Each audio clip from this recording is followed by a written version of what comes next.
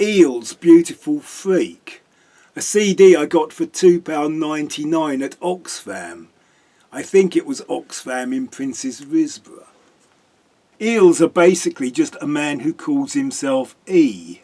I have several Eels albums, and the others are very good, but I was surprised that this, which is their first one, is probably the best.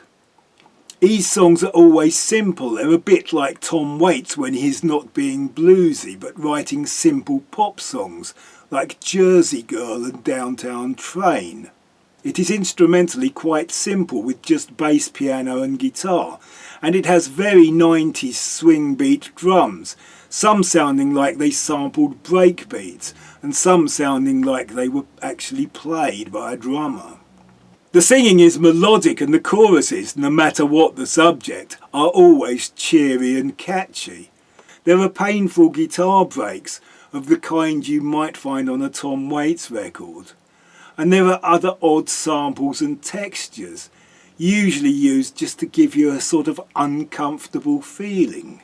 Ironically, the only song that actually sounds sweet is a song called Lucky Day in Hell, which sort of gives you a bit of a taste of the humour of Mr. E. The album opens with Novocaine for the Soul, which uses horror film childish piano.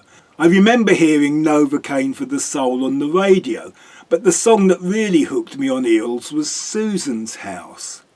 It seemed like I always heard Susan's House late at night, when it had its most chilling effect. The narrator talks about the sights he encounters on the wrong side of the tracks.